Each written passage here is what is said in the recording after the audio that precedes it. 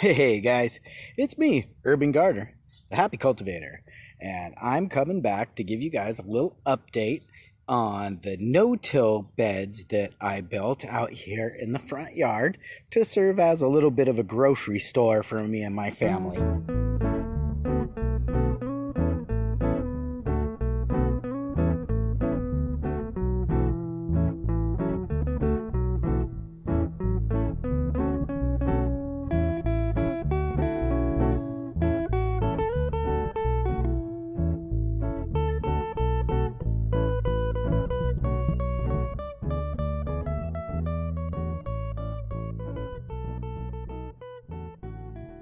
You guys know, times are a little weird right now, so it's always good to have some food. And even if times weren't weird, it's always good to get yourself a vegetable garden. We planted these beds about 7 weeks ago, and we started this on a grass surface with sheeted cardboard, straw, some rabbit droppings, and a little bit of compost. And then we put our no-till soil that we built ourselves on top. And so it takes a little bit for these beds to season in, is what I'd like to call them. I'm not going to be someone that's going to tell you when you build these no-till beds, you're going to get an amazing garden right off the bat.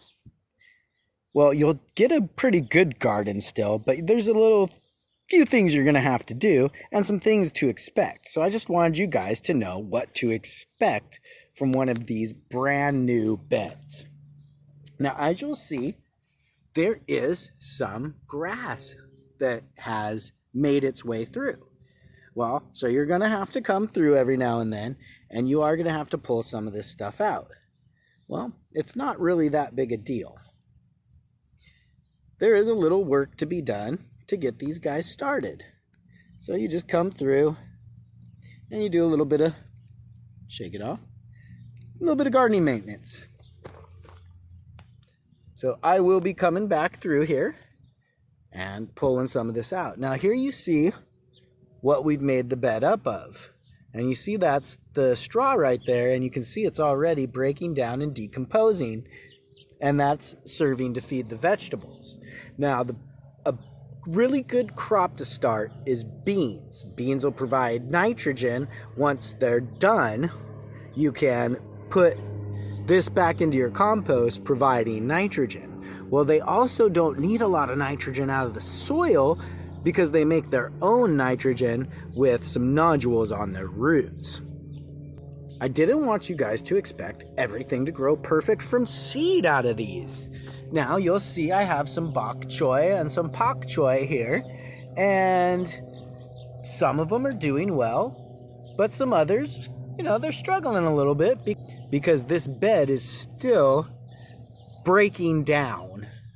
It's not causing any kind of problems with decomposition working against the plants. What it is in some spots there's not quite enough nutrient. Now there is ways that I am working to fix that, as well as I've been watering with some alfalfa teas. I also have some Korean natural farming that's going on here, and we'll talk about that later. But right now I just wanted to show you what happens with these beds at the beginning. Now here you see I did some transplanted tomatoes, and they're starting to do pretty well. I've got some transplanted lettuce, and it's doing quite well.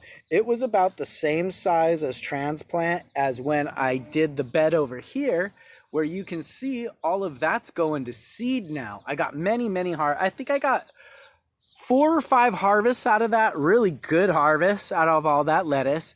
And now it's going to seed, and I'm getting some really nice gourmet lettuce seed out of that. Here's some later transplants I did, and this is why you want to do succession planting as well.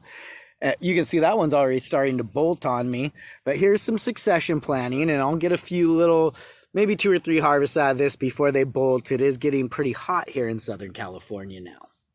So as you're fertilizing and seasoning this, you'll see the plants will start to grow better and better, and by the end of the season, these beds will be really nice. I have some things here that I did from 2-inch plugs that were transplants, and as you can see, they're doing quite nicely. This is a tomatillo. This is a tomato. Then you can see I've done some cucumbers here, and they're doing quite well. I just need to put up a nice little trellis for them. You can see down here I have some pak choi that's doing pretty well. We got some tomatoes here that are starting to do well. The onions are struggling a little bit. I got to get a little bit more fertilization on them, but we can bring them back.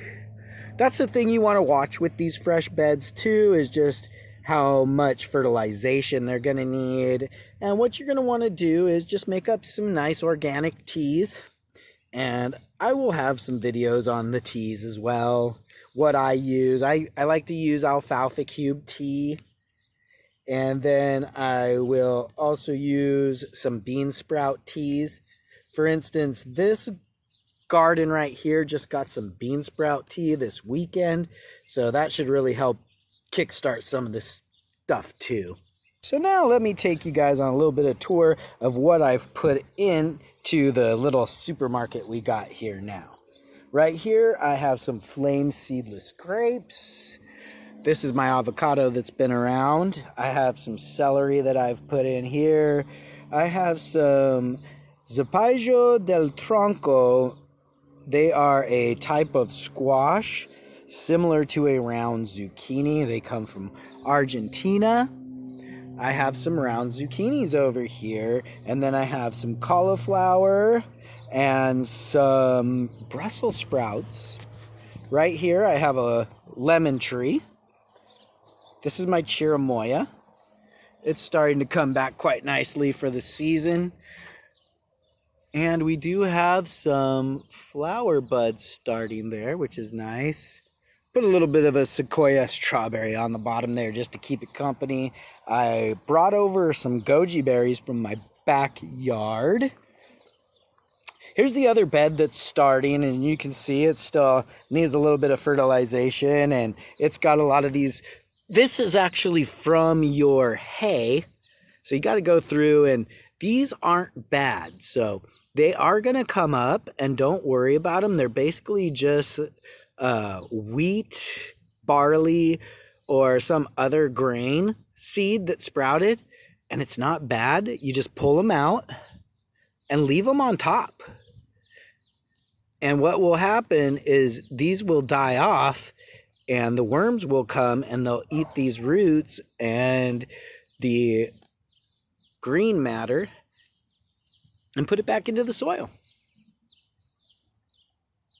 This is a bare-rooted pear that I planted. This is the Bartlett.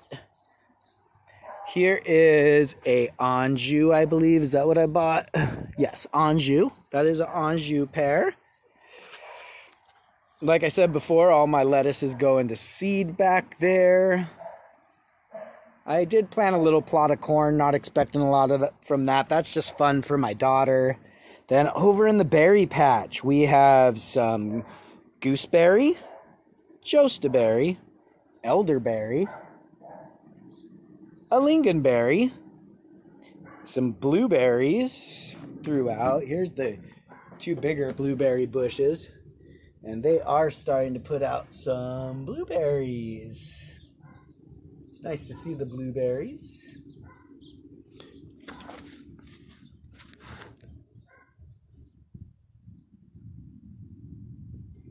Over here we have some blackberry, thornless blackberry. And then right back here we have a thornless boysenberry.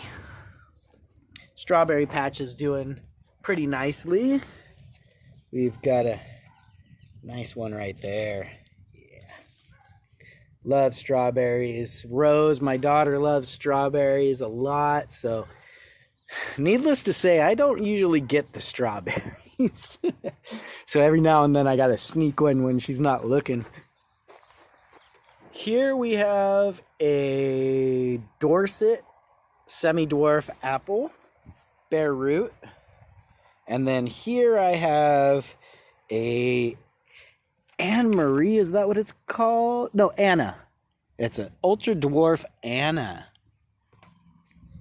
And then last but not least of our tour, I'll take you over to these goji berries that I moved from the backyard to the front.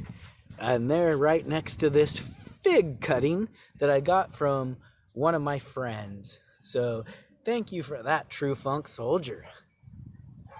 So I hope you guys liked the tour of the produce stand here.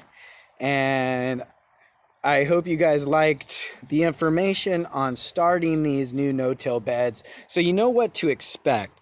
I feel like there's a lot of information on YouTube about starting a no-till bed this way, in laying down sheet cardboard and things like that. But I don't think there's enough information on what to expect when it starts. And it all depends on what you do start the bed with.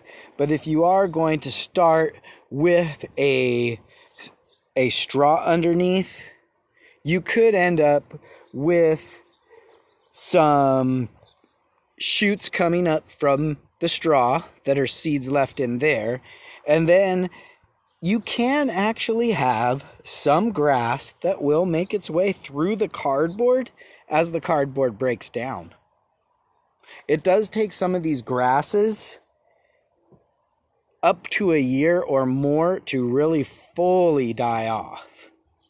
But keep with it, and I guarantee you success.